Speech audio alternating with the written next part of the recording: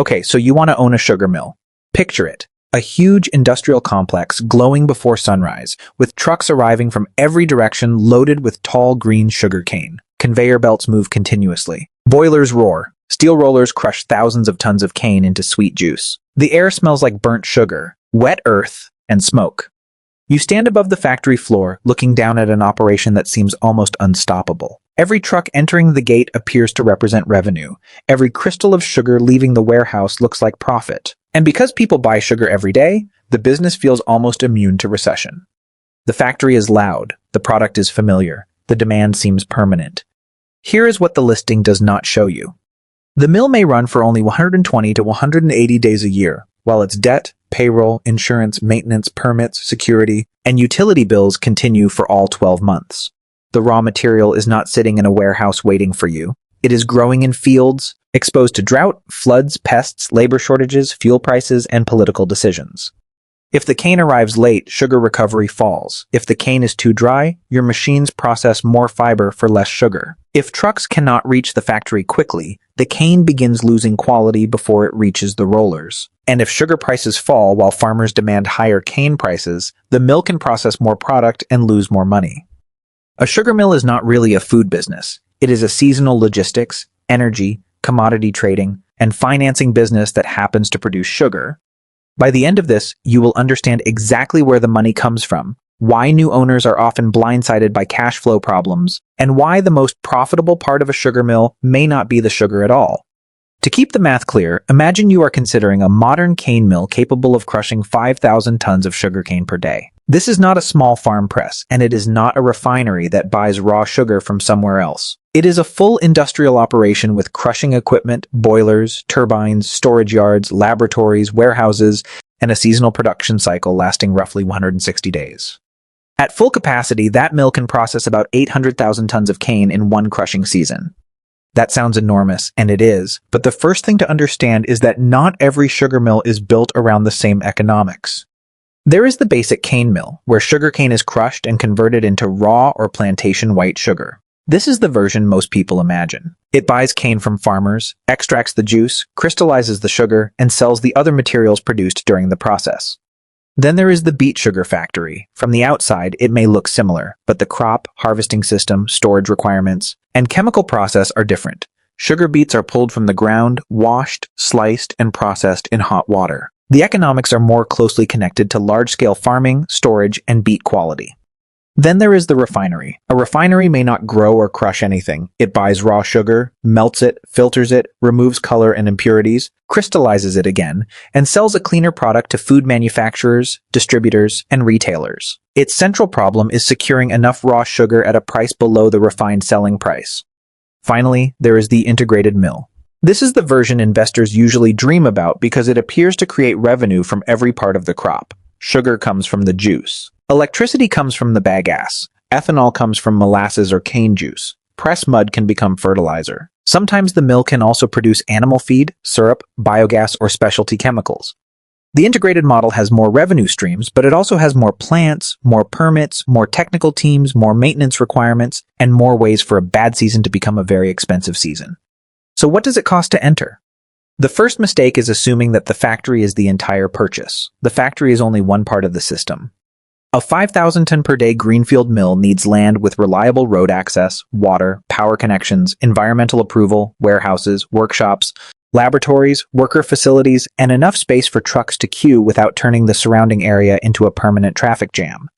The site may require 40 to 60 acres before you even consider the fields that will supply the cane. The land itself might cost $1 million in a remote agricultural region or $10 million near a major transport corridor. In some countries, the land is cheap, but the roads and power infrastructure are not. In others, the land looks inexpensive until you discover that it needs drainage, soil reinforcement, a new substation, and a long access road.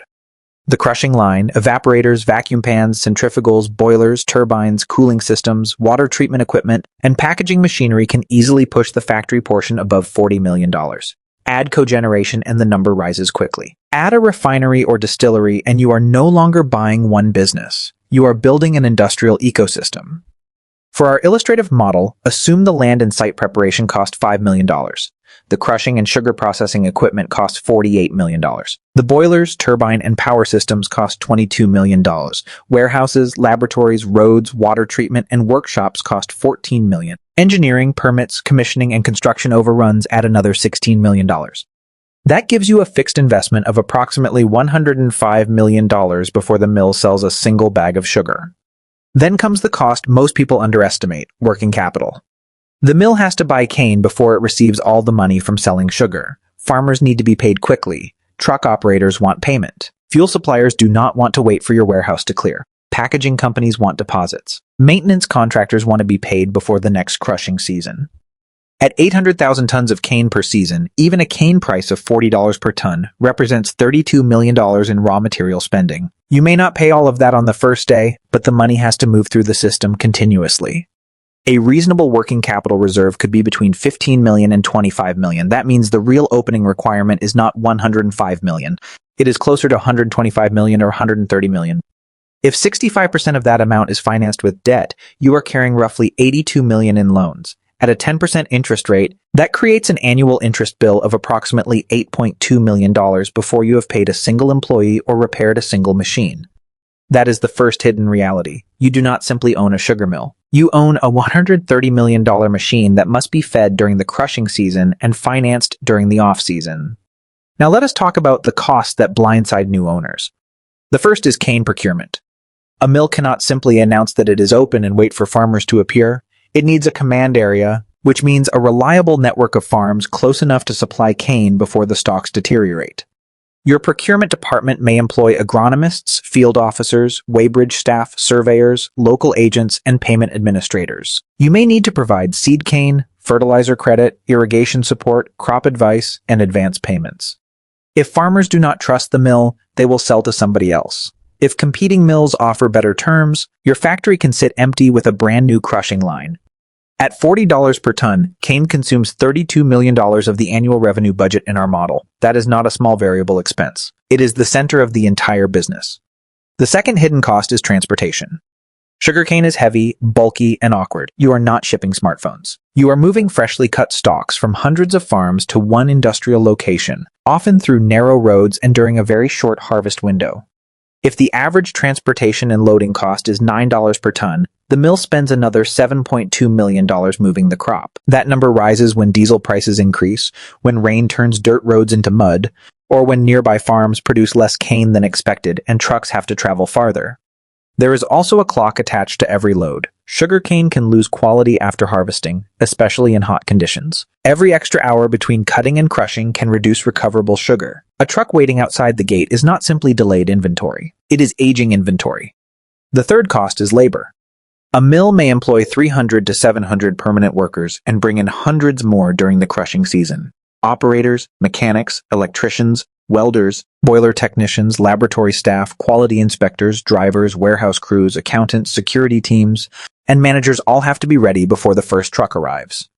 Labor might cost $3 million to $5 million annually, depending on the country and the degree of automation. Unlike a normal factory, the mill cannot casually reduce its workforce during a slow month. The specialized team that understands the boilers, turbines, mills, and centrifugals is part of the asset.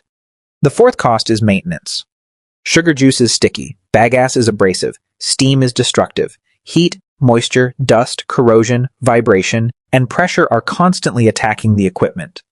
A neglected bearing can stop the crushing line. A cracked boiler tube can shut down the power plant. A damaged evaporator can reduce production for days. A failed turbine can force the mill to buy electricity from the grid while it is already losing production.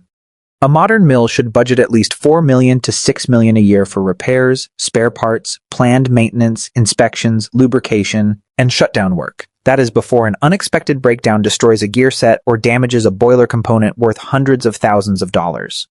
Then there are chemicals and packaging. Lime, sulfur, phosphoric acid, flocculants, laboratory reagents, anti-scalants, bags, stitching thread, pallets, and wrapping materials can cost another $2 million to $3 million.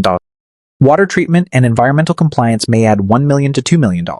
Wastewater cannot simply be released into a river. Effluent has to be treated. Boiler emissions have to be controlled. Ash has to be handled. Molasses storage has to be managed. Noise, odor, and truck traffic may all be subject to regulation.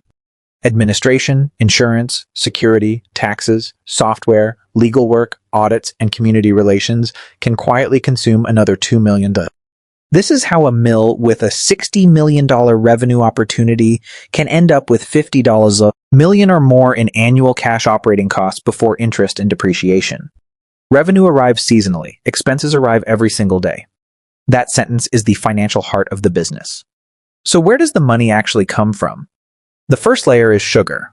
Our model begins with 800,000 tons of cane entering the factory. At an 11.5% recovery rate, the mill produces approximately 92,000 tons of sugar.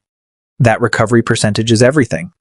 At 11.5%, every 100 tons of cane create 11.5 tons of sugar.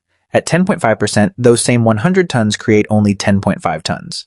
That 1 percentage point difference across 800,000 tons means 8,000 tons of lost sugar. If sugar sells for $520 per ton, the mistake costs more than $4 million in revenue. Not because the mill completely broke, not because the market collapsed. The loss comes from cane that was wetter, older, dirtier, or processed less efficiently than expected. If the mill sells 92,000 tons at an average ex-mill price of $520 per ton, sugar contributes approximately $47.8 million in revenue. The price, however, is not fully yours to choose. Sugar is a commodity. Retail brands may charge much more, but the mill usually sells into wholesale channels, food manufacturers, distributors, government procurement programs, or export markets. The price can be influenced by global supply, weather in Brazil, harvest conditions in India, currency movements, oil prices, tariffs, and inventory levels thousands of miles away. The second revenue layer is molasses. For every ton of sugar extracted, a dark and thick syrup is left behind. Depending on the process, cane quality, and extraction rate, the mill may produce between 30,000 and 40,000 tons of molasses from its annual cane supply. Molasses can be sold to distilleries, animal feed companies, yeast manufacturers, or chemical producers. At $150 per ton, 32,000 tons would produce approximately $4.8 million. That amount will not rescue a badly operated factory, but it can turn a thin margin into a survivable one. The third layer is bagasse. Bagasse is the fibrous material left after the cane is crushed. To an inexperienced owner, it looks like waste. To an integrated mill, it is fuel. The mill burns bagasse in high-pressure boilers to create steam. That steam powers turbines. The electricity runs the factory, and the surplus can be sold to the grid. A well-designed 5,000-ton-per-day mill might export close to 90 million or 100 million kilowatt-hours during and around the crushing season. At an average tariff of 6 cents per kilowatt-hour, that creates approximately $5 million to $6 million in additional revenue. But power revenue depends on a contract, a functioning grid connection, a reliable turbine, and a government or utility that pays the agreed tariff on time. If the power buyer pays late, the electricity may be profitable on paper and useless for your bank account. The fourth layer is pressed mud and ash. Pressed mud can be sold as a soil conditioner or fertilizer feedstock. Boiler ash may have limited agricultural uses. These products are small compared with sugar, but they matter because they monetize material that would otherwise require disposal. The fifth layer is ethanol. A distillery can convert molasses or cane juice into industrial alcohol or fuel ethanol. The equipment may cost tens of millions of dollars, and it requires separate permits, operators, quality systems, storage tanks, and buyers. But ethanol can have a different price relationship from sugar. When sugar prices fall, fuel policy may still support ethanol demand. When oil prices rise, the distillery may become strategically valuable. This is why the integrated mill is not simply selling sugar. It is trying to sell every molecule that enters the gate. Here's the trap. The business may be physically integrated, but the cash flows are not. Farmers may need payment within weeks. Sugar may sit in inventory for months. Electricity may be paid under a long-term contract. Molasses buyers may demand credit. Ethanol buyers may purchase under government-set pricing. Your mill is producing several products, but each product has a different customer, contract, margin, and payment schedule. A warehouse full of sugar is not the same thing as cash. It is an asset, but it is also borrowed money sitting in bags. If sugar prices fall while your inventory is high, the value of that inventory drops. If the bank has lent against it, your collateral can shrink at exactly the moment you need more financing. Now let us build the operating ledger. Cane procurement costs $32 million. Harvesting, loading, and transport cost $7.2 million. Labor costs $4 million. Maintenance and spare parts cost $4.5 million. Chemicals and packaging cost $2.5 million. Water, Energy purchased from the grid and environmental treatment cost $2 million. Administration, insurance, security, and compliance cost another $2.3 million. That brings cash operating costs to roughly $54.5 million. Debt interest adds $8.2 million. Routine replacement capital expenditure adds another $3 million. So before taxes, the mill needs more than $65 million of annual economic output to create meaningful owner profit. But our base revenue was only around $59 million. That is the uncomfortable answer. A mill can be busy, important, and visually impressive while producing little or no distributable profit. The owner says, "We crushed 800,000 tons this year." The bank asks, "How much cash remains after debt service?" The farmer asks, "When will I be paid?"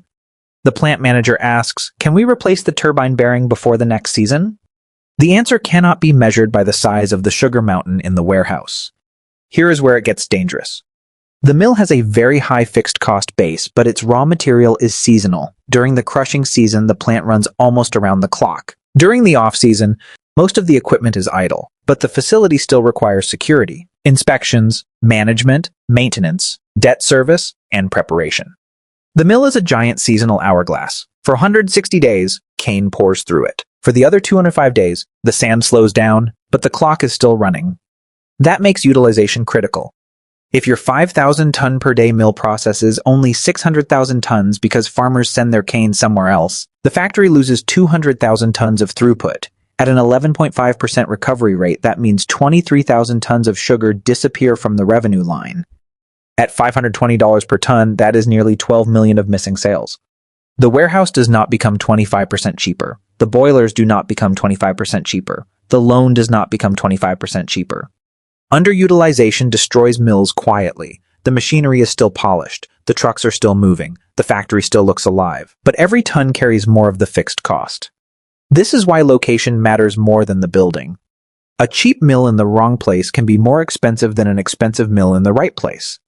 You need enough cane within a practical transport radius. You need roads that survive rain. You need farmers who can plant consistently. You need access to water. You need an electricity buyer nearby. You need a market that can absorb sugar, molasses, and ethanol. The best sugar mill is not necessarily the one with the newest centrifugals. It is the one sitting in the middle of dependable cane. Now consider the cautionary tale of Tongaat Hulett. Tongaat was not an amateur operation. Founded in 1892, it was a historic sugar producer with over a century of operating history and major importance across southern Africa. And yet, in October 2022, it collapsed into business rescue, the South African equivalent of bankruptcy protection. After years of crippling debt, alleged accounting irregularities, and governance failures had wiped out an estimated 12 billion rand in shareholder value. Note what destroyed it, not the price of sugar, debt, weak controls, and bad capital allocation. The sugar business underneath was still viable, but the financial structure built on top of it was not. For nearly 4 years, the company teetered on the edge. A rescue plan was approved, then collapsed in early 2026 when the deal fell through, and the practitioners filed to liquidate the whole thing. Then at the 11th hour in a Durban courtroom in mid-2026, a restructuring deal was finally struck. Roughly 12 billion rand of debt converted into equity, and liquidation was pulled back from the brink. And here is the detail that tells you everything about this industry. A central part of the new owner's plan for the rescued company is to lean harder into turning the mill's power assets into a renewable electricity business. Even in the rescue of a 134-year-old sugar giant, the future everyone is betting on isn't the sugar, it's the energy. The lesson is not that sugar is a bad industry. The lesson is that scale does not protect you from leverage, weak controls, or bad capital allocation. A large mill can fail with more employees, more land, and more political importance than a small mill ever had. Sometimes the factory is not destroyed by one dramatic event. Sometimes it is weakened by years of optimistic assumptions. A little too much debt, a little too much inventory, a little too much cane promised but not contracted, and a little too much reliance on next year's sugar price. Then the market changes, the numbers stop cooperating, and the structure gives way. So let us compare 2 seasons.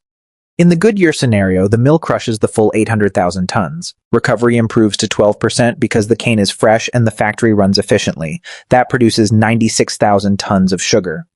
The average selling price reaches $650 per ton, creating $62.4 million in sugar revenue. Molasses contributes $5 million. Power exports contribute $6 million. Press mud and other products contribute another $500,000. Total revenue reaches approximately $73.9 million. Cane prices remain manageable at $34 per ton, so procurement costs fall to $27.2 million. Transport costs $7 million. Labor, maintenance, chemicals, administration, and utilities consume another $15 million. Cash operating costs total approximately $49 million. That leaves almost $25 million of operating cash before interest, taxes, and depreciation. After $8.2 million in interest, $3 million in maintenance capital expenditure, and approximately $4 million in taxes and other charges, the owner may retain around $9 million. That is a strong year, but it is not a guaranteed year. Now consider the bad year scenario. Drought reduces cane supply. The mill processes 650,000 tons instead of 800,000. Recovery falls to 10.5%. That produces approximately 68,250 tons of sugar. At the same time, global supply improves, and the mill's average selling price falls to $450 per ton. Sugar revenue drops to roughly $30.7 million. Molasses contributes $3.8 million. Power exports fall to $4 million because the mill has less bagasse. Total revenue is now around $38.5 million. Cane may still cost $40 per ton because farmers need to be paid, consuming $26 million. Transport, labor, maintenance, chemicals, and administration may add another $23 million because many of those costs do not fall in proportion to output. Cash operating costs reach approximately $49 million. The mill loses more than $10 million before interest. After debt service and emergency repairs, the loss can approach $20 million. The same building, the same boilers, the same management team, two completely different outcomes. That is why sugar milling is not just about average profit. It is about surviving the bad year without losing the factory. Now here is the secret real business. The obvious business is converting cane into sugar. The real business is controlling the system around that conversion. First, it is a supply business. If you control a reliable network of growers, your mill has bargaining power. You can run closer to capacity, schedule harvest more efficiently, reduce waiting time, and improve recovery. Second, it is an energy business. Bagasse is not merely a waste product. It is an internal fuel source that can lower power costs and create a second revenue stream. A mill that exports electricity during the season may have a stronger economic floor than a mill that buys every kilowatt from the grid. Third, it is a financing business. You are constantly deciding when to buy cane, when to sell sugar, how much inventory to hold, how much debt to use, and how much price risk to hedge. A sugar mill with excellent extraction but terrible working capital management can fail. A mill with average extraction and disciplined inventory management may survive. Fourth, it is a policy business. Sugar is connected to food security, farmer income, ethanol blending, electricity tariffs, import quotas, export restrictions, and rural employment. Governments often intervene when prices rise or supplies tighten. That intervention can protect consumers while hurting mill margins. It can support farmers while squeezing processors. It can turn a profitable export plan into an unsellable inventory position with one announcement. Fifth, in some regions, it is a real estate and infrastructure business. The mill itself may sit on land that becomes more valuable as roads, towns, warehouses, and industrial users develop around it. The power connection, water rights, rail spur, storage yards, and road access can be worth more than the original building. This is the part nobody sees in the romantic image of the factory. The long-term asset may not be the sugar, it may be the location, the permits, the farmer relationships, the grid connection, and the physical network that would take a competitor 10 years to recreate. That is scarcity. A competitor can buy a used crusher. It cannot easily recreate a 50-mile supply radius, thousands of loyal growers, a water permit, a power contract, and a trusted payment system. This is also why distressed mills attract strategic buyers. A struggling factory may have poor current profits, but it may possess something valuable: an operating license, a central location, a pipeline of farmers, a rail connection, or an ethanol permit. The buyer is not always purchasing today's cash flow. The buyer may be purchasing the right to reorganize tomorrow's cash flow. But that opportunity exists only if the mill can survive long enough to be reorganized. So can owning a sugar mill make you rich? Yes, but not simply because sugar is sweet, familiar, and consumed everywhere.